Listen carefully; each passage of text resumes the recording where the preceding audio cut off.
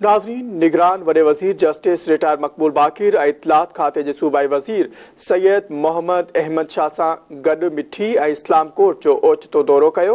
निगरान वॾे वज़ीर इस्लाम कोट जे स्कूलनि जी ख़राब हालत ते सेक्रेटरी स्कूल एजुकेशन मथां सख़्त कावड़ जो इज़हार कंदे तालीम खाते जे सूबाई वज़ीर खे इंक्वायरी जी हिदायत करे छॾी आहे। निगरान वॾे वज़ीर मिठी ऐं सोलर सिस्टम ते हलंदड़ आरओ प्लांट ख़राब खे फ़ाल करण जी बि हिदायत करे छॾी।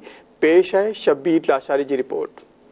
निगरान वॾे वज़ीर जस्टिस रिटायर मक़बूल बाक़िर ऐं इत्तलात खाते जे सूबाई वज़ीर सैयद मोहम्मद अहमद शाह सां गॾु मिठी ऐं इस्लाम कोट जो ओचितो दौरो कयो। निगरान वॾे वज़ीर इस्लाम कोट जे स्कूल जी ख़राब हालत ते सेक्रेटरी स्कूल एजुकेशन मथां कावड़ जो इज़हार कंदे तालीम खाते जे सूबाई वज़ीर खे इंक्वायरी जी हिदायत करे छॾी। निगरान वॾे वज़ीर मिठी में सोलर सिस्टम ते हलंदड़ आरओ प्लांट ख़राब खे फ़ाल करण जी बि हिदायत करे छॾी। निगरान वॾे वज़ीर RHC इस्लाम कोट हलाईंदड़ इदारे PPHI ते सख़्त कावड़ जो इज़हार कंदे जारी कयल फंड्स मां अधु रक़म रिकवर करण जी हिदायत करे छॾी। निगरान वॾो वज़ीर जस्टिस रिटायर मक़बूल बाक़िर सुबुह सवेर ओचितो थरपाकर जे दौरे ते पहुची वियो। वॾे वज़ीर गवर्नमेंट बॉयज़ हाई स्कूल जो दौरो कयो। निगरान वॾे वज़ीर स्कूल में मौजूद ॿारनि सां अंग्रेज़ी में ॻाल्हि ॿोल कई। उन दौरान को बि शागिर्द निगरान वॾे वज़ीर खे अंग्रेज़ी में कयल बुनियादी सुवालनि जा जवाब न ॾेई सघिया। निगरान वॾे वज़ीर चयो त हू उस्तादनि जी पढ़ाई मां मुतमिन नाहे। निगरान वॾे वज़ीर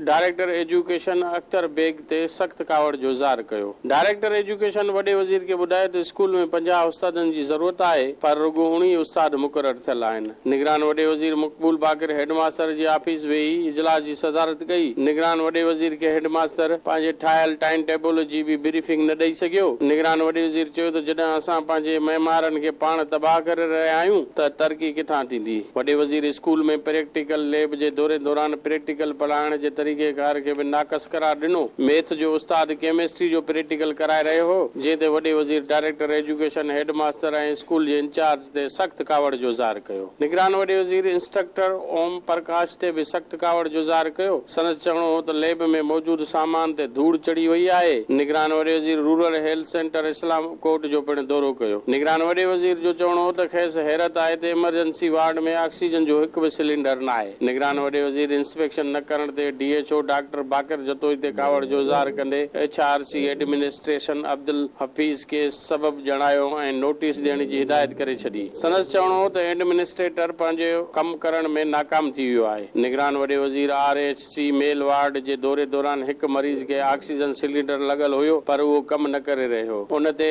जंहिं ते वॾे वज़ीर PPHI खे वज़ाहत ॾियण जी हिदायत कई। संदसि चवणो हो त PPHI IRHC इस्लाम कोट खे हलाइण में नाकाम थी वई आहे। RHC में ऑपरेशन थिएटर कमु न पियो करे। 47 डॉक्टर हुजण बावजूद 18 डॉक्टर कमु करे रहिया आहिनि। PPHI खे सिंध हुकूमत मुकमल स्टाफ लाइ फंड्स ॾेई रही आहे, पर अधु डॉक्टर ड्यूटी करे रहिया आहिनि। निगरान वॾे वज़ीर RHC इस्लाम कोट हलाईंदड़ इदारे PPHI ते सख़्त कावड़ जो इज़हार कंदे जारी कयल फंड्स मां अधु रक़म रिकवर करण जी हिदायत करे छॾी। निगरान वॾे वज़ीर ॿारनि जे वार्ड जी OPD में डॉक्टरनि जी खोट ते पिणु सख़्त कावड़ जो इज़हार कयो। निगरान वॾे वज़ीर डॉक्टर TF जमाल सिंध गवर्नमेंट जानवरनि जी डिस्पेंसरी जो पिणु दौरो कयो, जिते खेसि बीमार जानवरनि खे वैक्सीनेशन करण ऐं इस्लाम कोट में चौपाई माल जी तादाद बाबति ब्रीफिंग ॾिनी वई। निगरान वॾे वज़ीर इस्लाम कोट आरओ प्लांट जो पिणु दौरो कयो, जिते खेसि ब्रीफिंग ॾींदे ॿुधायो वियो त ॼाणायल आरओ प्लांट 2015 खां 2021 ताईं फाल रहियो। खेसि ॿुधायो वियो त आरओ प्लांट लाइ खांकी कंपनी खे 1.33 अरब रुपया ॾिना विया हुआ। निगरान वॾे वज़ीर खांकी कंपनी ख़िलाफ़ फौरी इंक्वायरी जो हुकुम ॾींदे कंपनी खां रक़म वापसि कराइण जी हिदायत करे छॾी। निगरान वॾे वज़ीर सेक्रेटरी पब्लिक हेल्थ खे हिदायत कई त ॼाणायल आरओ प्लांट 1.5